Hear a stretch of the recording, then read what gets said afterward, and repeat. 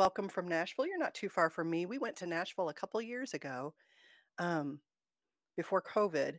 And isn't it funny? Is your life like permanently scarred by this mark in the timeline of pre-COVID? It's like when you lose somebody, before my cousin died or after my cousin died. Just these, it's fun, and it's interesting that it's always really good or really bad things that mark it, right? So it's this was before I had my first child, or this was before the death of so and so. So my life seems to be pre and post COVID, and I feel like it's never going to migrate back to pre COVID. But we had gone to Nashville and we stayed. I had never stayed at a, oh, what is it called? I'm wanting to say brothel, but that's not the word, of course. Where people go and they stay in this, like, it's kind of like a dormitory style. What is that called? If you guys think of it, put it in the chat because I can't think of it. But anyway, hostel, a brothel. They sound the same. Give me a break. I'm trying. But anyway, I had not told my husband, so I had made this trip. He knew we were going to go to Nashville, and he was just relying on me to make all the arrangements, which generally I do. And I thought, I've never stayed in a hostel. I almost said it again.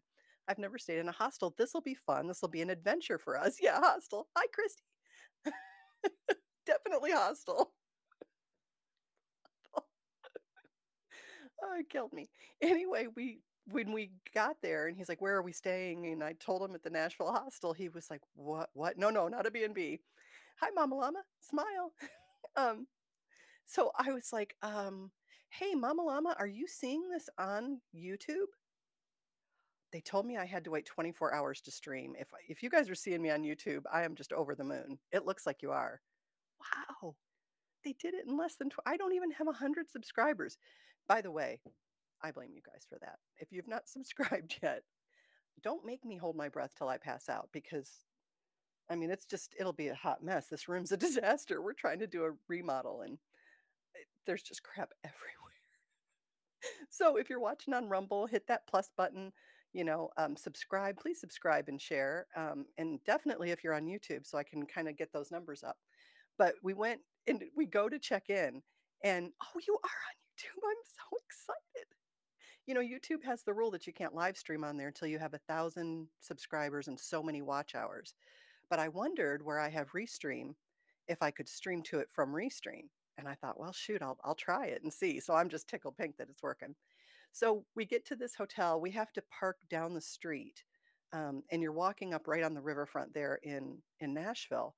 And we get to the place, and he's like, "What is this?" And we got lucky because when I called to make the reservations, he's like, "Well, we've got, it's like a dorm style setup, and so there'll be 2 double bunk beds, one down, one up, and then there's 4 sets of those in a room." Oh, that's so exciting. Um, and he and so I asked, I'm like, "Well, is there anybody booked in our room tonight?" Because I was hoping there wouldn't be because I knew he wouldn't sleep if there were other people in the room. Because he's got to, keep vigil and make sure no one's gonna kill us, I guess. But, so we're s he's like, "Why would you book us here? Were there no hotels? Were there no Airbnbs?" And I'm like, "Oh, no, I did it on purpose. I always wanted to travel Europe as, a young person, and I never got the opportunity, so I thought, 'Wow, there's a hostel right here in Nashville, and I'm gonna stay in it.'" But now, to be fair, so we got the room, we slept on the bottom bunk, it was a nightmare. Everybody there's I think an 11 o'clock or 12 o'clock quiet time enforced, and we as the old people there had to call at, like, 12:30 because kids were running up and down the hall, like, kids, I mean 20-somethings from other countries, running up and down the halls, carrying on, playing tag, all kinds of weird stuff. And while that's fun when you're 20-something, when you're our age, you're just a wreck the next day if you have that kinda sleep.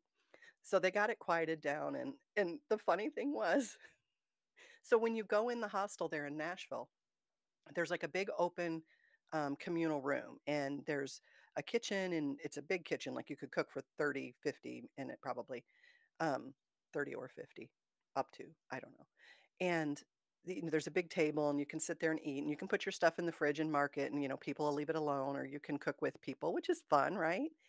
And, then they had board games and cards and all kinds of just darts, different things you could do. They had a sign-in book, which was neat because you could leave a message like where you were from, what you enjoyed about your stay.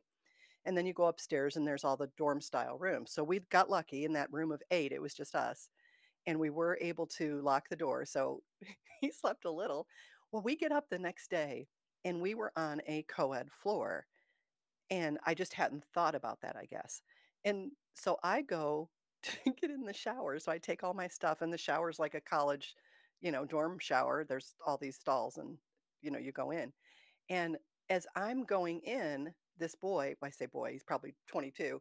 This boy is walking out of the shower totally naked. And I'm like, oh my gosh, I'm in the wrong bathroom. So I turn around, I got all my stuff. I rush out, I'm standing in the hall, and I look at the door again, and I'm like, no, I think this is right. So, and I don't know why you would do that. I get other people in other countries are more comfortable with public nudity, but still, like, put your towel around you. What are you doing? And so I waited for him to finish. I went in there, quickly showered and everything, and I come out, and Don is completely traumatized. So he was sitting with the door open in the bedroom playing guitar, and these two girls who were going to the shower or coming from, I can't remember which, who are just wearing underwear and a bra. They're not sharing. They each have them on, walk by him and they're like, "Oh, I love your guitar. That's so great. Where are you from?" And he's trying to have a conversation with two 20 somethings who are in their underwear. He'd never, he was really shy in high school. He didn't date. He always wanted to go to the dances, but was too shy to ask anybody. So he's shy. And I come out and he's like, he's just all out of sorts, and I said, "What's wrong?" And he said, "I was sitting here. I just was playing the guitar. That's all I was doing. All I was doing." And I'm like, "Okay." And he says, "These 2 girls walked up and they were just in their underwear." And I'm like, "I know, there was a naked guy in the bathroom. I thought I was in the wrong bathroom." And he said, "Well, they said they liked my guitar playing," and I just stared right at their foreheads. 'Cause, he doesn't wanna seem like this lecherous old guy, and I'm like, "Babe, I think the lecherous old guy thing is off the table when people are running around in their underwear." I don't know. If your kids are watching, I'm sorry, that's the story I chose to share, but with the I had made this arrangement for us to ride the Segways, and if you ever go to Nashville, there's a place there where you can rent Segways, and they teach you how to use them, and then they guide you on this tour, and the tour was so interesting because it wasn't just stuff you could look up on Wikipedia. It was, like, interesting gossip on the different sites that we went to, who lived there, how many baby mamas this old general had, all this kinda stuff, so it's just she just added a lot to it.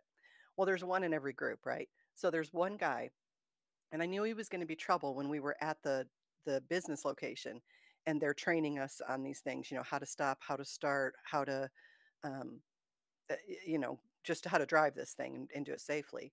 And they're telling us, stay in a straight line. This isn't a race. Don't try to get out ahead of somebody. Your spot is your spot, and that's where you stay. And they were very clear about the instructions. Keep your helmet on, all this. And so I think we wore helmets.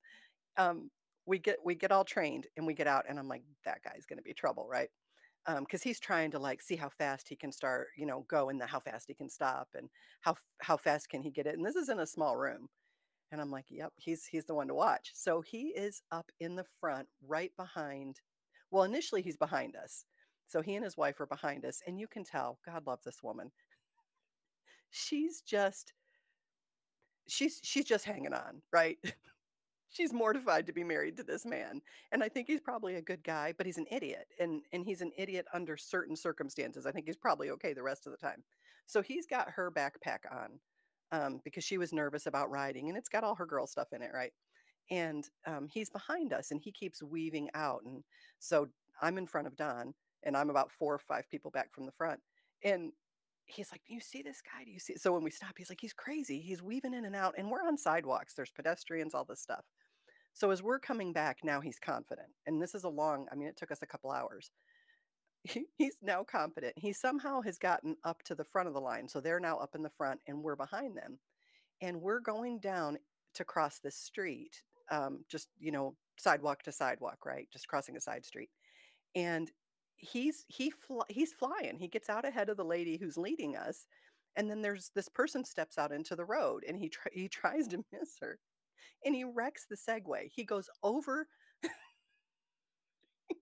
I'm probably the only nurse in the crowd, and we have a very dark sense of humor. He goes over the handlebars and rolls, and everything that is in her backpack comes flying out. Tampons, makeup, everything is he's all skinned up, right? And, um, and I yell 10. It's like, "You didn't even wait to see if he was okay." And I'm like, "He's an idiot. They're always okay." And it was a 10. I mean, it was that topple over the handlebars, it was worth the price of admission. And so he gets back up and now he's all embarrassed. And you would think that this would be a lesson, right? And that he would settle down and act right like he had been treated. But no, no, he's going for broke. So we're now maybe a block from the location where we started. And he's flying and he's in and out.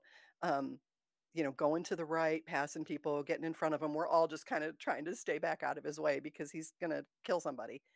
Well, he takes off and he doesn't realize that up maybe 6 businesses, there is a downstairs business, right? So, kind of in cities, you'll see this where there are, businesses all along, and then there'll be stairs that just go down from the sidewalk, kind of like a hole, and you can go down there to a bar or whatever's down there, right? So I see it coming and I'm like, "Oh no, he's gonna get hurt this time." So he sees it. He's headed straight for it. He sees it. He pulls out, he hits the rail for the staircase, bounces off the rail, hits the traffic light rail, um, wrecks, puts a huge dent in the Segway. And I thought, well, he damaged property now, so that's just a 7. So I yell 7, which makes him mad. And I'm like, "What are you doing? Stop it." His wife is just so embarrassed. She's like, "Would you please quit? All these people are watching this, and you've got to act a fool all the time." Bless her heart. I wouldn't go anywhere with this man. And so anyway, the lady gets him all cleaned up and she didn't really scold him or anything. And we get back and when we go back to the hostel, I write the story in the book and I name the person who conducted our tour because she was so stinking funny and because she knew all the dirt on these places and because she didn't scold the crazy man. Um, who I mean, he had to be hurting at the end of that because that first roll, but sometimes you'll see people, they'll take a big fall, especially kids, and he wasn't a kid, but you'll see a kid take a big fall and you're like, "Oh man, I would be dead if that happened to me." And then they just bounce up because they're made of rubber. But yeah, I don't know what the conversation was back to their hotel that day, but I would have paid to have heard it. So if you're drinking tea or coffee, hey, leave me a message. Tell me what you're drinking. If you're on Rumble, you can comment in the rant section. I know there's a little $ with a bag there. You can comment without having to donate, but if you want to donate, that's nice too. So don't feel like you can't comment, and I'll still read your comments even if you don't donate. Because I just like talking to people. But today I'm drinking tiramisu tea, um, and I have it mixed with, so it's a white tea, a white, so the tea itself is white because the black tea has way too much caffeine for me. So it's a white tea tiramisu. It's by Harney and Sons, and I have mixed with it a chocolate. It's like a cocoa tea, um, and I can't think of who makes that. I should have brought it. And then I've just got it sweetened with the little stevia drops that you can get that are flavored. So I've got a little bit of vanilla, a little bit of chocolate in it, and then chocolate creamer. And so now it's dessert. This is probably why I'm struggling to lose weight. I'm just gonna throw that out there. Maybe I can't bring myself to calculate the calories, but I miss coffee, and now I've replaced that crutch with tea, and it's so good.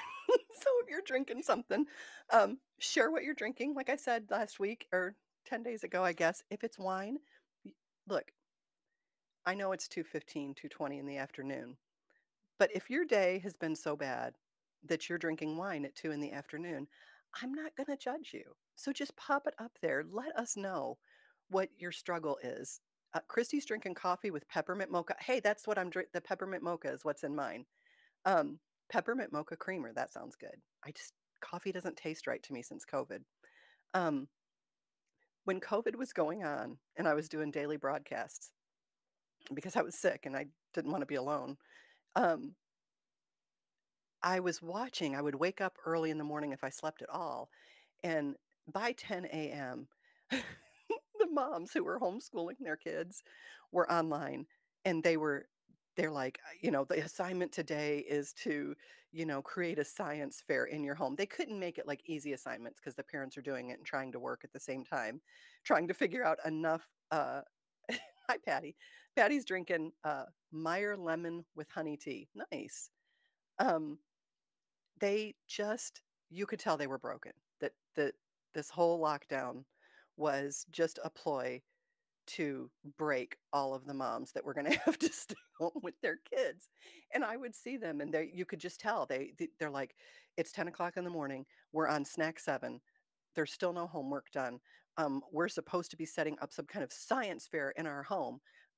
It's bad enough, and most people it's so funny, every time science fair would come around, I made my kids actually do their own, but you could tell all the other ones were made by the parents, and so it looked like my kids were just losers because their project did not look near as good as the others, but I knew good and well the kids didn't make those other ones. So these moms would just be they were just coming undone. And and I got on and I'm like, look, my kids are grown, I'm retired, but I have got to say, I am so proud of you moms who are now having to homeschool your kids. And you never signed up for this. And when I was working, I was a single mom, and so during the summer, my kids would be home and I was working nights. So I would work 7 to 7, and I would get home and, make sure everything was ready for them for breakfast. They were old enough to kinda do that stuff themselves, middle school, and then I would go to bed and get 0 sleep because someone was touching someone else, and, "No, that's mine. No, you gave it to me. You said I could have it," right? All of that. And so I remember when August came around, the buses were doing their routes and they were just practicing. And I had to hold myself back from running out and throwing my body in front of the bus and screaming, just take them. For the love of God, take them. I don't even care if you teach them anything. Just get them out of my house. Because if I have to hear, I said, stop it, quit touching me. Why are you doing that? I told you to quit. I'm going to take it to my room so you can't. I will lose my mind. I'm going to snap. And this was just summer. These people did this for over a year. And I'm like, if you are, it was like 10:30 when I got on in the morning. I said, if you're in your closet crying, drinking wine out of the bottle, I'm still proud of you. I'm still proud of you. All of your children are still alive. I don't even care if they've learned anything. The fact that you've not killed them yet. And I've homeschooled, so I know how frustrating it can be to get your kids to do something that they would willingly do for a teacher, that they're now going to fight you every step of the way on, and something that would have taken 12 minutes that is now taking 2 hours and every last fiber of sanity that you have, right? And you're telling them, you're like, you could have done this 10 times by now, but rather than that, you just argue with me. And there's no break because you were locked in with these crazy people. Hats off to good teachers. And, I definitely saw them differently after, but I couldn't have done it. Not for that length of time. But anyway, somebody wanted me to read Psalm 37. And as I said, it's long, so I'm not going to read the whole thing. But I did key in on some verses here at the end. Let me see if I can get them straight here. Um, so they're talking about God the Father as Adonai. That's the name they're using. So for Adonai loves justice and does not abandon his godly ones. They will be preserved forever, but the seed of the wicked will be cut off. The righteous will inherit the land and dwell in it forever. That's a good promise, don't you think, that the righteous will inherit the land? Because it just feels like the lunatics are going to take over, right? And we're soon going to be their slaves or something. I don't know what the plan is, but things are super sketchy right now. Um, the mouth of the righteous utters wisdom, and his tongue speaks justice. And I thought, isn't that where we're at right now? Like, how many of you, Mama Llama's drinking her water, how many of you at this point in your lives are feeling like the biggest thing that you could bring yourself to do, and the scariest thing that you could bring yourself to do would be to speak righteousness and wisdom because of how it might come down on you. With all the censorship and everything, it's just funny to me how this word is always relevant. You can make it apply. If you read other books, it doesn't work like that, but this book actually does. And I just think that's super cool. The torch of his God is in his heart. His steps do not slip. The wicked lie in wait for the righteous, seeking to slay them, whether that is um, literal or figurative. Do you not feel like that now? Do you not feel like if you say the wrong thing or if you cross a family member's current view, whatever it is, that's it. You're cut off from their lives. You're dead to them. And I think a lot of people feel like that. People were expressing that in my live stream last night, um, about how hard and how dividing this whole thing has been for their families. And I would remind young people, gather around, children. When we were kids, our grandparents had very different views than we did because they grew up in very different times. This is one of the easiest times as far as what it takes to work and get things done, um, that we've ever lived in as a country. Technology is quick, information is quick. And so I would encourage young people to have some grace towards your older family members who have different opinions than you. And keep in mind that they grew up in times that were much more difficult than this and they see things differently. And that wisdom is important. You may not agree with how they're applying it in life, but you can almost always take a nugget of information that was spoken in love or spoken, out of concern on your behalf, and you can find some way to make that useful. So don't be so quick to shut down your family members, be they younger or older. Give people room to be wrong and to believe what they believe without you having to be the one to, chop off their head, because that's family's supposed to be the soft place to land. So let's all just kind of commit to not doing that. If you've got to avoid a topic that's really heated, I find a good way to do that is uh, to first of all be ready for it coming and try not to be all prickly in advance. And y'all are fancy, but to kind of see that the conversation is going that way and divert it. Just cut it off. There's certain people you're not going to be able to discuss certain things with, and that's just where we're at. But cut it off and focus on something positive that that person did and just start talking about that. I thought it was so cool when you did this, or so neat when you did that, or hey, you haven't told me about how this thing went or that thing went and how did you handle that, and flip.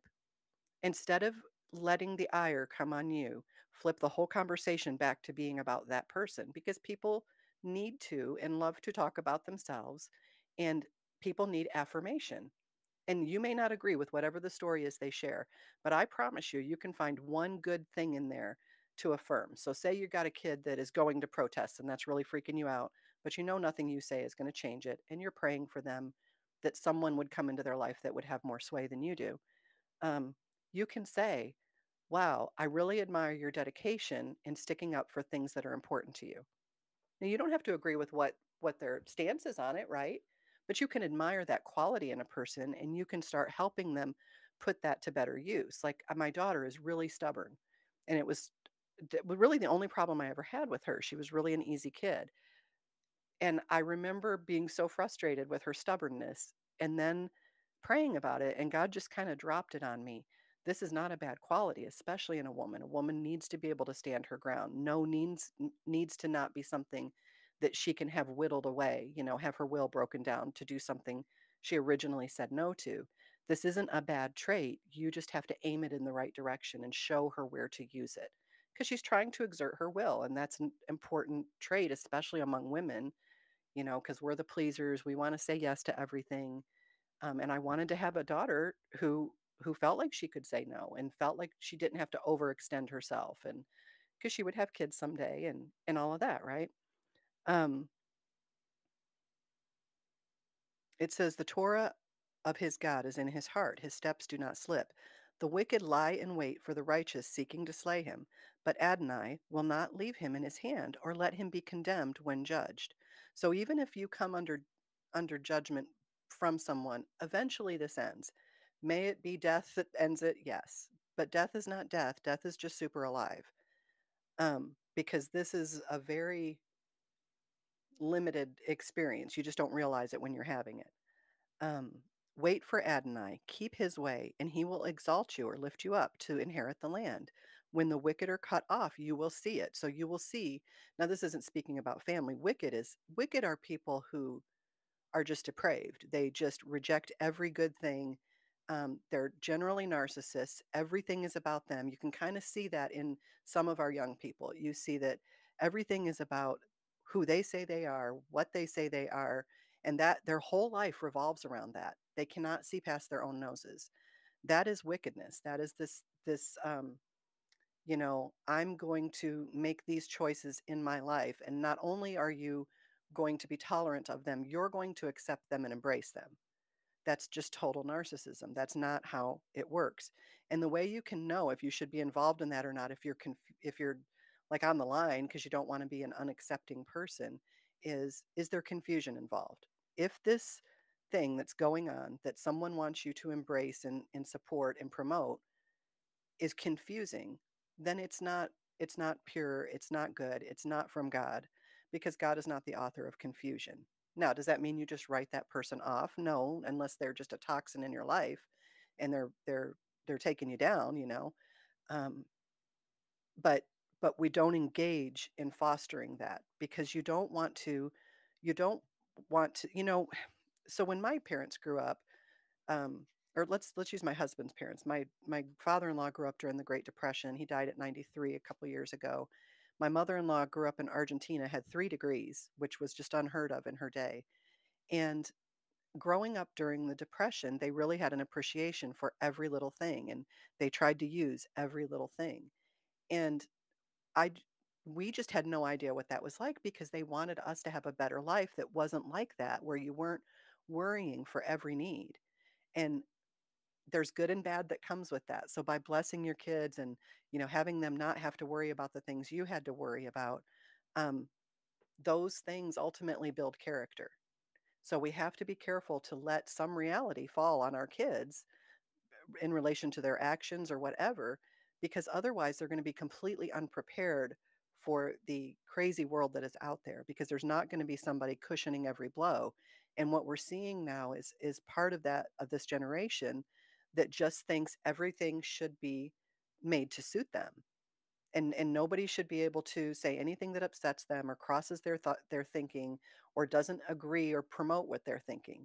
And that's a dangerous position to be in as a person because you never have an opportunity to see other people's perspective on what you're doing, right? So you have nobody to bounce it off of whether this is okay or not because everybody's affirming it. So just keep that in mind. And then there's people who just absolutely won't be convinced, and the best you can do is pray for them and not let them tear down your life. Um, it says, "Wait for Adonai and keep his way, and he will exalt you to inherit the land. When the wicked are cut off, you will see it. I have seen a wicked, ruthless man flourishing like a leafy tree in native soil." Have we not seen that? It's so frustrating. We see these rich fat cats who got even richer at our expense during COVID, and here we're hardworking honest people, and everything's fallen apart, and it's so frustrating to see it. It says, "But once he passed by, he was no more. Though I looked for him, he could not be found. Notice the man of integrity and watch the upright, for the man of shalom has a future. But transgressors will be destroyed altogether." And why? Because your own action, it's not because God is destroying them, it's because their own actions destroy them, because they're living in ways that are not conducive with positive growth and developing relationships. And so eventually their life just gets more and more shallow and more isolated, or and it either forces them to dive more into a darker path or to realize what's going on and change their path. So just keep those things in mind for sure. Um, Transgressors will be destroyed altogether by their own doing. The future of the wicked will be cut off, yet the salvation of the righteous is from Adonai. He is their stronghold in times of trouble. So God is your stronghold in times of trouble. Adonai helps them and delivers them. He rescues them from the wicked and saves them because they take refuge in him. So these people that God is talking about are not trying to do it all by their own wit and by their own skill. They are they are trusting in God. So you have to, it's crazy because now so much you have to say, I understand that the things that we fight against are not flesh and blood, but against higher spiritual things, powers, principalities, right? And you have to not fall into the trap of becoming convinced that what they're saying is true, right? Because it's really easy to do. They kind of make you feel like you're the odd one out if you don't believe it. So you have to know that that this is powers, dark spiritual powers, all this kind of thing, dark people, um, and not let that deceive your eyes because God is still God. God is still on the throne. God is still a loving father who you can go to for and have, crawl under his wing and have protection from this and be comforted and ask for wisdom and how to deal with it, right? And when you see that these things are kind of taking over the space that you live in, be it your house or your community or your world, um, you'll see opportunities come up for you to get involved. And I want you to pay attention when they come up and see if your knee jerk reaction is no.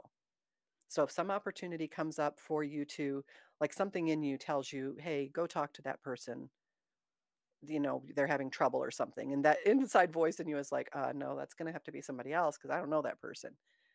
I want you not even necessarily to go do it, but I want you to keep track of how many times you say no when those things come up. And this isn't agreeing to do everything that the PTA asks you to do because you have to guard your time and your heart and your treasures, of course. Um, this is more that internal push to do something. And how often do you say no to it? Because a lot of times we say no and we don't even think about how God might have turned that for good on the other side had we engaged. And that, I lived like that for a really long time. I just disengaged and all kinds of things came into my path, but I just pushed them away because I didn't want any any heartache that might come from dealing with people. I did that at work. That was my life, nursing, and that was all I had and all I was going to give. And what's funny is once you start pulling back and isolating like that, you isolate more and more and more. It never opens back up. You just crawl further into the hole. And it's easy to do. And COVID physically put us in that position, right? You were locked in a hole, you couldn't leave. And so it made that withdrawal easier and easier to do. And then you've got powers that are stoking division, which makes you want to even regress more into that hole, right? And so you have to be careful. You have to say, no, I'm going to go out there. I'm going to be bold. I'm going to be brave. I'm going to speak truth in love, and not my truth. There is truth, and then there's your experience. We're going to speak truth in love. They're the things that aren't of confusion, the things that we used to all be able to agree on. So that's what I have as far as, kind of keeping some hope with what's going on. Don't let your eyes fool you. Don't get into the trap of believing that things are as the media or anybody else is telling you they are. Because God is an overcomer and you can be an overcomer. So no matter what your situation is, no matter how bleak it looks, no matter, people say, well, I've been praying about this for years and years. Great. Now you have to move. You can't just pray. You have to move. You have to do something. If you can't make a positive impact on whoever is in your family, your adult kids, your relatives, or whatever, look for somewhere where you can make that positive impact. I guarantee you there's somebody in your community that wants to be mentored by somebody who has a strong maternal instinct or a strong paternal instinct and put it to work there because you have to express that part of who you are. And it is hard because you want to express it with the people closest to you, but right now things are crazy. And I don't want you to lose an opportunity to flex that muscle, and to start working with people. Um, and I think probably what happens when you do that, and I've known that for my life too, when you start doing that, what you'll find is the people in your life then cannot help but see the good that you're doing. And then they start getting kind of jealous, wondering, well, why isn't she doing that for me? She used to do that for me. And then there's your opportunity. So keep that in mind. Let me read your comments here. Um, Jess Weg says, oh my, I think I found you today for a reason. You were at the top of my Rumble feed. I've missed you since our last fun chat. Well, thank you, Jess Weg. Jess Weg we found each other. Hold on, let me think of what room we were in. It wasn't Ricada. I think was it Jovan's room, Jovan Politzer's room on Rumble or his channel. Anyway, we found each other and she came to one of my Rumble chats and really enjoyed it. So Jess, I'm glad you found me and I'm glad you're here. Jess says grace is exactly what we need and their wisdom. If we only have 2 weeks of diesel fuel left, we need their wisdom now. Huge, yeah, for sure. This and I want you guys to know part of pushing off fear is being prepared. And there are things that we need to be prepared for. We need to not turn a blind eye to this. There are 15 days of diesel fuel left in this country, and there's no plan to fix that. Um, that is going to be that can be catastrophic because that's all of our farm equipment, all of our trucks, trains, um, construction equipment, everything. And if our supply chain is in a really bad place right now. Once the diesel is not available, it's already almost twice as expensive as just regular gasoline. Once it's not there, it's kind of like there are things that I'm for, but I'm not for them the way we're doing them. Like, yes, I would like to become less reliant on fossil fuels, but you don't do that by just saying we're not going to use them anymore. You have to work to get the technology and the infrastructure in place first, and then it's a slow transition, and that's just what it is because slow transitions work.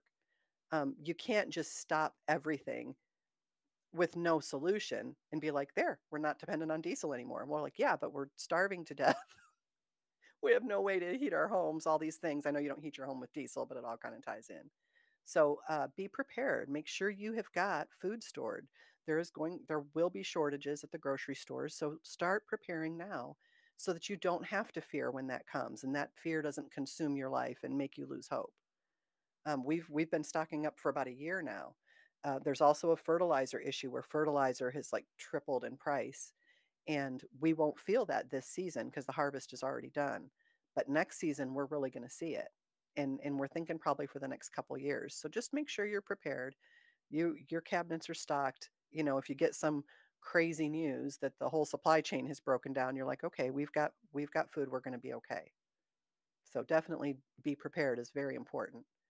Um, Jess says, what you said about how to talk to people, amazing. And being a stubborn, strong woman is also amazing. Yes, stubborn used in a positive way is perseverance. It's being knowing who you are and knowing what you're about and knowing the things that have value to you that you're willing to fight for. That's good, right? We use stubborn in a negative connotation, but that can also be you know, uh, translated as enduring, steadfast, long suffering, all those things. This life happens in the wink of an eye. Yes. My biggest for God, your biggest question for God, do souls really have a choice? Or are some souls just bad and some are just good? So there's a couple theories on this among um, apologists, people who study the Bible and study different religions.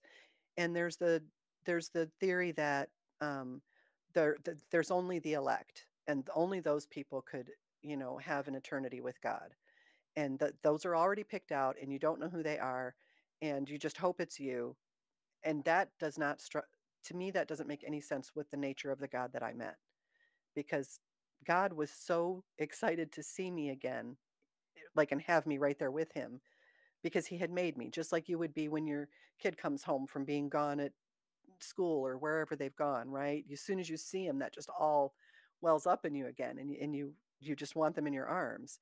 And so I don't believe that. Then there is a theory that um, that that some people are going to heaven and some people aren't, and I think we need to be really careful with that because and the problem that I find with it isn't that it's probably isn't that it's untrue necessarily. It's that people who believe they are going to heaven often will have very judgy attitudes about people who they presume are not going without knowing that person's heart and that person's life and what they've been through. And they'll do it. I live in Kentucky, so I see it a lot here more than when I lived in other places in the country. And, they're like, oh, so and so, he's doing that. And he's going to burn in hell for that. And, I'm going to heaven and rah, rah, rah. And I'm like, wow, that's attractive. That really draws me to God. That really is you being the hands and feet of God. No, it's not. Stop that. That's ugly. None of us should. It's just like if you believe in the COVID vaccine or you don't believe in the COVID vaccine, we saw people who were like, if you get the COVID vaccine, if you're that stupid, then you deserve to die. Then you had the other side that was like, if you don't get the COVID vaccine, you don't deserve any health care. And if you get sick, you deserve to die. And I'm like, yeah, because this is going to get us far. How about people make choices with the information that they have? And sometimes you find out they were good choices, and sometimes you find out they were bad choices. And we all have to support each other through that because it's hard. And you only know what you know when you know it. And there are other factors influencing these decisions that are not necessarily looking out for us. So there you go with that. Um, so she says, do souls really have a choice, or are some souls just bad? So, meaning, I guess, are some people just born evil? I don't know. After watching the Daryl Brooks trial, I'm more compelled to think that there is a very small group of people that are just incapable, and unless there is some huge divine intervention, of um, functioning in a beneficial way in society at all. Yes, the ego can be such a terrible thing. And you'll get people who are doing evil things, who are in very high positions, who are so convinced that their way is right that they have completely lost the ability to hear the cries of the little people saying, this is hurting me, this is hurting us, this is destroying this is destroying that. And while it may seem all good theoretically from where you are because you don't have to endure it, it is destroying things for those of us who really have to live in this world. I think the amount of people that are truly evil, that are incorrigible, is probably very small. But I do think they're out there. I do think that there are people, um, who just openly, um, not only are openly depraved, but are openly depraved in a proud way. Like they're not, like, you guys remember when you used to apply for a job, you didn't have to worry about like things that you had said on Facebook. And then we came to an era where you were applying for a job and you're like, oh, wow, they check Facebook. And I've had some pretty opinionated, or, you got in kind of a little snark fest with somebody and you go in and you take that down, but it's never gone. Now, because you wouldn't want an employer to see that, even though you said that and you felt it at the time.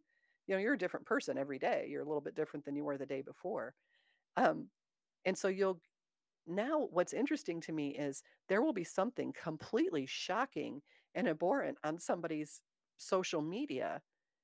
And it's not like it comes out and then that person loses their job unless it goes one direction. Um, it's like, oh, wow, that's really dark and probably dangerous and scary, and definitely killing your soul, making you a very dark person. And that person is like, yep, that's who I am, and you better embrace it. And I'm like, whoa, no, no. I think like the pentagram on your chest, I'm not gonna go along with that. I don't care what government position you have. That's messed up. And I'm not gonna get sucked into that. But it's interesting because that used to be a deal breaker. And now it's like something to put on your resume. Crazy times we live in. And I think we all are a mix of good and bad. I have my days, everybody does. Um, and I think, you know, for for most people, the good wins out overall, right? We're all a mix. We all have bad days. We all have, bad, what is that word? Seasons in our life where we just maybe didn't make good decisions, or whatever. You were involved in a bad relationship, so bad came from that. So we're all a mix. I mean, keep that in mind when you're looking at people who are doing things that make zero sense to you. You're like, okay, maybe they're in a bad season in their life. Can I pour in a way that will help them, transition out of that? This generation is about to get very hard life lesson. We will see things like the Great Depression and worse, but communists can still come together and help save lives, or communities, I'm sorry, can still, right.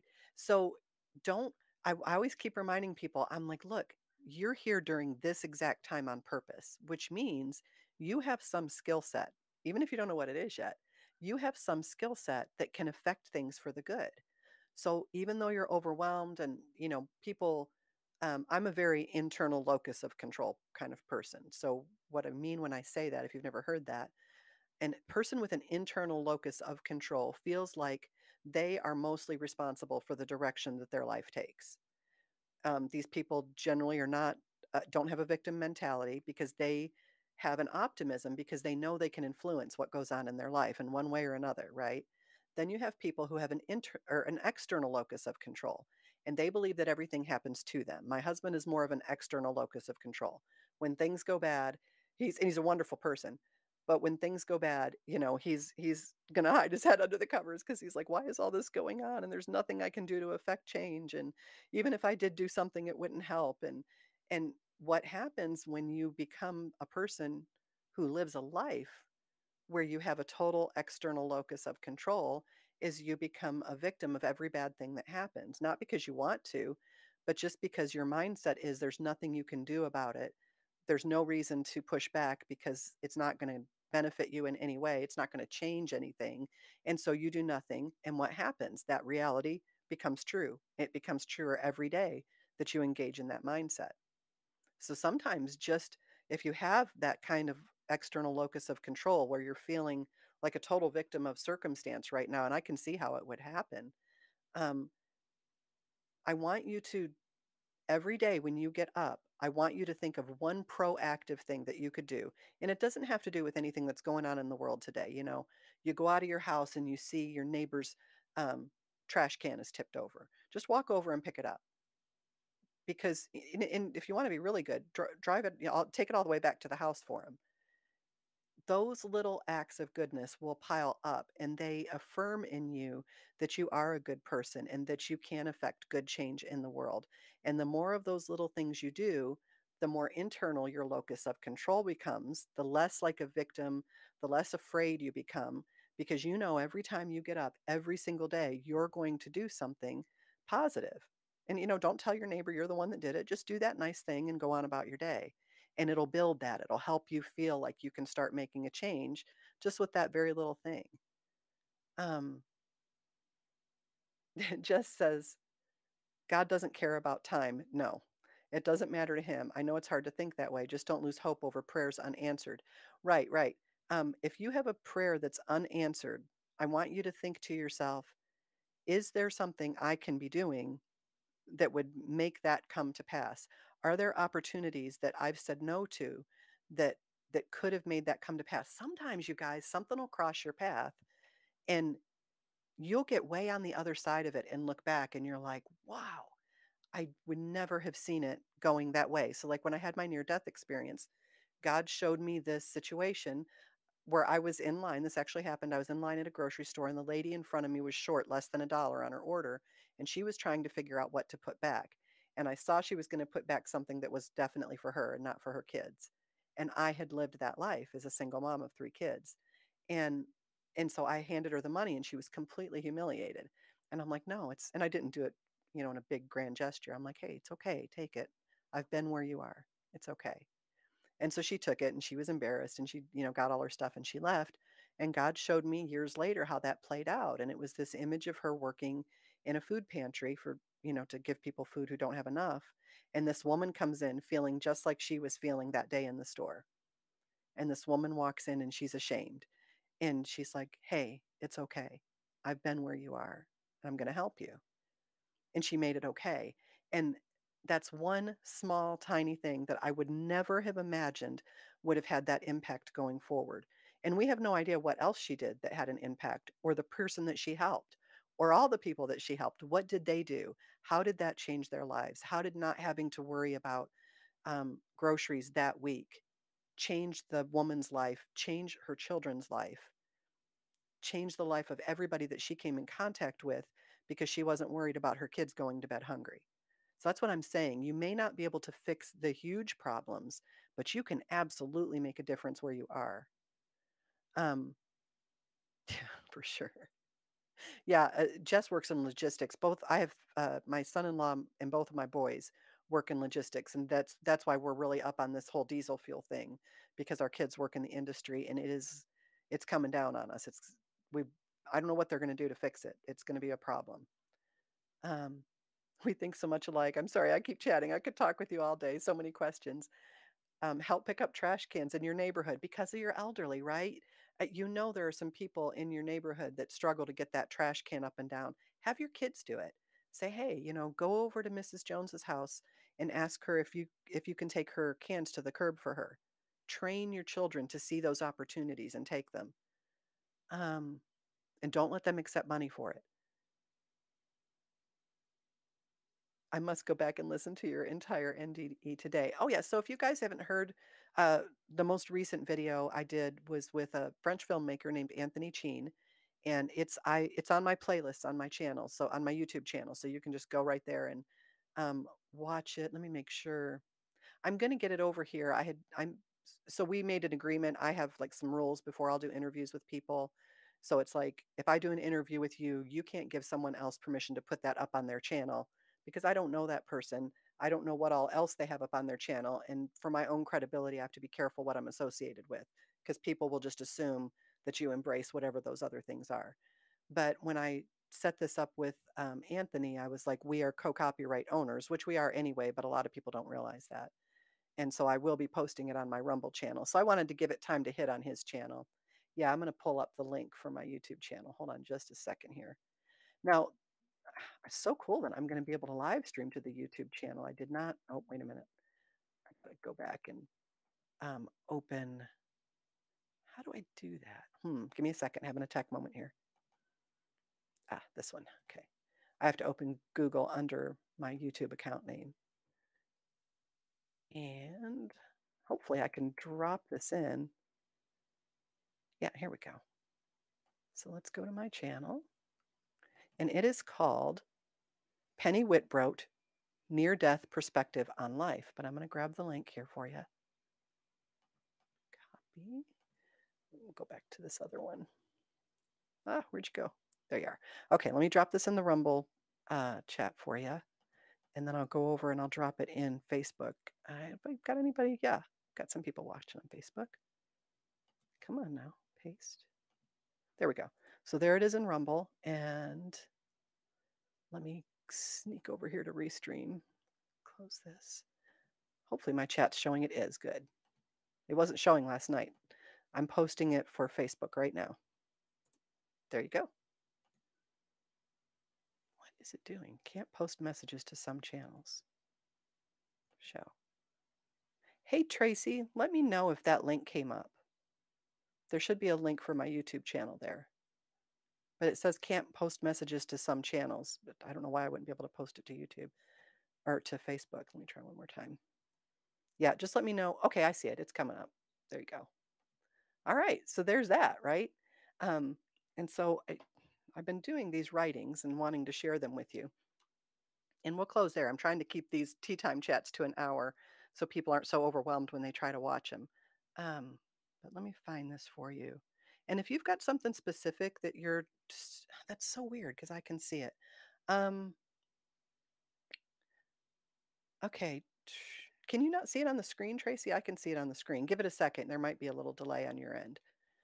Hold on. So I've been doing these writings, and I don't know if I read this one to you guys last time or not. I don't think I did. And so I'll just start. I'll see something or hear something. Let me know, Tracy, if that doesn't come up. If not, you should be able to just go to YouTube and type in Penny Wittbrodt life near-death perspective, and it should pull my channel up for sure. Okay, so what happens is there will be something that will happen, and then I will start praying about it, and then the words just start going, and I have to grab my phone or grab my keyboard and write them down, and that's how I know it's God doing the work and not me. Plus, he's so way super smarter than I am. So this one's called The Light. We do not have the luxury of indulging in self-pity or lost hope. We are believers. Believers are the only light left in this dark world. We are charged with illuminating the path back to God. If we lose hope, that light goes out. Oh, good. Darkness has an insatiable appetite. It creeps in all around us, devouring territory, gulping down the good and faithful people who once stood fearless in this land. Quietly, it claims the once well-lit paths. These paths are surrendered by those who, perhaps only for a moment, gave in to hopelessness. The sinister forces creep in silently. With malevolent whispers, it seduces the naive. We do not battle against flesh and blood. We battle against dark powers and their pursuit of tyrannical sovereignty. And that's spiritually, that's in this world, that is just a truth. Evil boldly proclaims his decree. Lies are truth and truth are lies. Darkness charms the naive, using the foolish to write its agenda. It turns once pure hearts to depravity. Evil works quietly as it plants its seeds of destruction.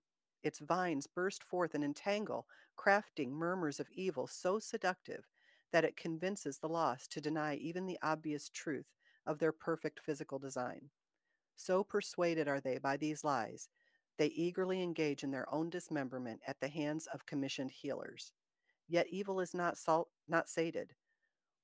One by one, it builds an army, and that army is stalking its prey. Its mercenaries are embedded in our government, our churches, our schools, and our homes. Its poison surges through coiled wires and exits through glowing screens. The war rages all around us. Its victory won't be won with clashing swords. It will be won by default because we did nothing. Evil will enthusiastically accept our surrender. We are here on purpose for a purpose, ordained by God to cast his light into the darkest corners. We are endowed with the light of God. Not only must we must shine brighter still, lest darkness devour the souls of men. And that's just a kind of a come to Jesus moment about how important it is that you are being salt and light in the world, that you are bringing your gifts. And don't tell me you don't have gifts. If your only gift is that you make a great cup of coffee, you can invite a neighbor over for a great cup of coffee, or you can take a great cup of coffee to them. If your only gift is that, um, whatever it is, you make a great canned strawberry jam, or you know how to, operate a chainsaw. You're going to find places to do good with the skills that you have. Don't get into this idea.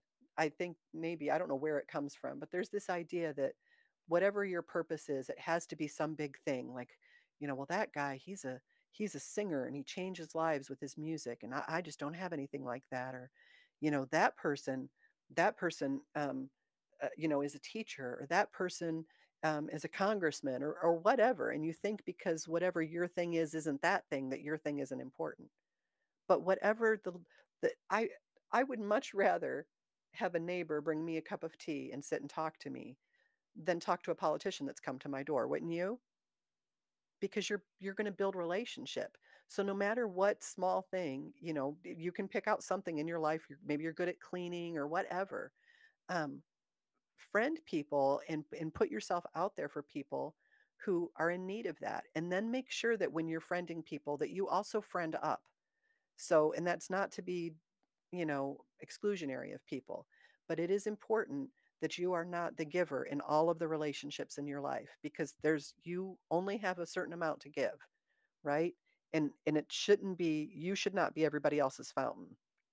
So if you're in a situation where everybody comes to you for everything, you need to start friending up. You need to friend people who have skills that you don't have. Maybe they've got a really strong sense of who they are and they're able to say no without feeling guilty. Friend that person, figure out how they do that. Talk to them about how that's a struggle for you, and you feel like people won't like you or love you if you don't say yes to every single thing that they want, and then they start using you, right? It's We used to say this all the time. 10% of the people in church do 90% of the work, and it's true. And they're not always the best 10% of the people in the church, but the other people just don't feel like they have anything to give, or just don't want to get involved. They're just being lazy. So always friend up with those people. If you see somebody that has got great qualities, not because you're like, oh, they've got a great house and their life is so good, and so I'm going to be friends with them because I covet all those things. No, no, no. I'm talking about you meet somebody who has strong character and has character traits that you wish you had or that you were more like. Friend those people, because the people you hang around with will pull you up, right? You can't be the one giving everything and having nobody there to help pull you up, or you're going to bring your whole crew down. Yes, you're helping all those people beneath you, but if you don't ever rise, if you're not ever lifted up, then they stay where they are and you stay where you are, and nobody grows, right? These people just count on you for whatever it is you do, and they know you're always going to say yes, and so you always do it, and then they are never pulled up. They're never the ones that will then come forward and say, hey, I think I could do it this time, I'm going to try, right?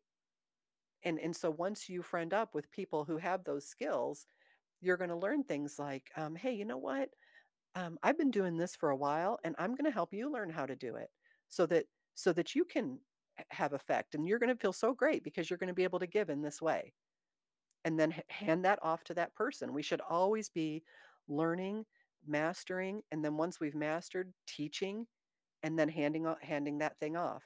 And then there's something else we want to learn, or something that we already know that we want to grow, right? So then we friend somebody who's really good at that thing. And and then we grow in that, right? And then as we grow in it, we start doing it and we get good at it. And then we teach someone else, right? And then they are raised up because then you say to them, okay, now you know how to do it. I've taught you. Let's give you an opportunity to try that. And everybody wins, right? Because everybody is friending up in addition to helping other people. So just a very just very important little elements of life. Um, Hold on, let me get where I'm at here. You're welcome for the links. I knew God made me find you today for a reason. That writing is it. I'm so glad. I'm so glad. I want people not to just don't believe everything is going if the world feels like it has lost its damn mind, it has. So don't feel like there's something wrong with you. There's nothing wrong with you. Things are absolutely insane. I would have never seen this coming. In fact, I think had I known this was coming when I had the opportunity to stay with God or to come back, I probably would have stayed because this has just been absolutely bananas and it continues to get more so. Um, so yeah, it's just know that you still have great influence and that this doesn't have to go that way that we know is going to lead us down a really dark path. And we're going to have to endure some hard stuff. Just know that's coming. I don't want you to come back and say, hey, now I listened to you on the 28th and I felt really hopeful. And then we hit a wall. Something terrible happened and things are worse than they were before. Yeah, life kind of cycles like that. And I think because we all got so busy with our lives and we let the people who were supposed to handle things and didn't really check in on them. And this is both sides of the aisle. I'm not being political. There is so much blame to go around. Um, I find people who are one side of the aisle or the other are generally just normal people who have different beliefs than you or I may have, or the same beliefs, right? It's the people in power that have those beliefs that have lost their minds.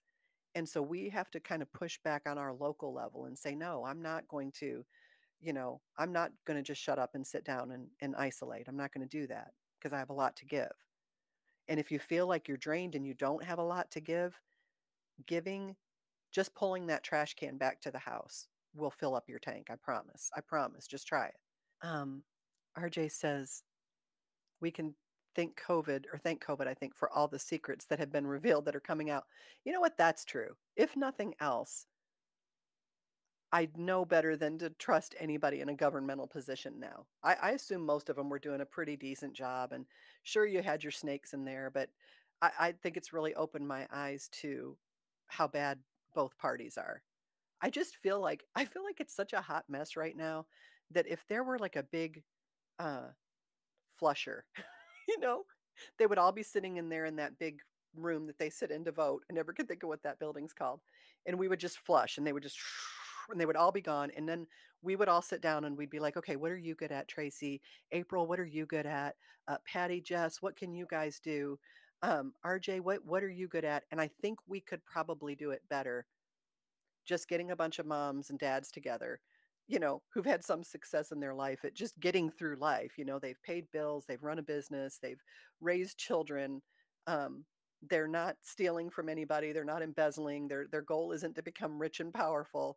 They just want everybody to be left alone and be able to have their lives. I really think we could do it. So if something terrible crazy happens and that whole place gets flushed, I vote for us. I totally vote for us. We could absolutely do it. I've seen you guys have expressed your skill sets. There is no reason we could not run this country. In fact, I think part of the reason that it's so complicated to run is because of those people. There's 500 pages of paperwork, red tape on any single thing that you want to do. And it makes it impossible to get, if you've even tried to get anything done locally, wasn't it a nightmare? Like getting permits for something, or they make it as painful and as stressful as, you're wringing your hands while you're waiting to see if you're going to pass an inspection or get a permit. Like they're not being helpful. They're just like, what can I come in here and ding you for? It's just crazy. I'm like, why do you have to make it so complicated? It's not that hard. RJ says, I totally trusted the CDC, NIH, and wow, they're awful. They are. And the Ivy League universities, not impressed. Yeah, I'm so upset that Boston University was like, let's make another chimeric coronavirus. I'm like, what? They're like, that way If this thing happens to it, we can, and I'm like, "No, we tried that before, remember? And it went really bad. So why, how about stop? How about not? How about let's not do that?" So let me close this out in prayer so everybody can feel like we had closure on this. Heavenly Father, we just thank you for bringing us all together and giving us some time to just talk about a million different things and just spend some time unwinding and filling back up for this world that has just become so complex and overwhelming at times. And I would just pray for anybody that is having division in their families or friendships or work relationships in life over all of the stuff that's going on in the world right now. I pray you would heal those relationships because we so grieve those. Every day we grieve those lost relationships. And I pray that you would bring healing there and bring people back together and just remind us we are all one race, we're the human race and we're all in this together and that division will never bring unity and that coming together as a group and focusing on the things that make this country a great place to live is what's going to heal this country and make it better, not tearing it apart and starting completely over. But I thank you for each person that was here today. I thank you for each person that will watch this video on replay. And I just pray your blessings and provision over their life. If they are struggling, if they have been church hurt and just have some very angry feelings about you, I would pray that you would reveal to them that you are not church, you are God. And I pray that you would help me in some way be able to bring some healing and encouragement to their lives. Father, thank you so much for all you do for us, for all of your provision and your daily love of us. In Jesus' name we pray. Amen. That's all I've got for you. Thank you for joining me for tea time. I love hanging out, and we will talk to you guys soon. Bye bye.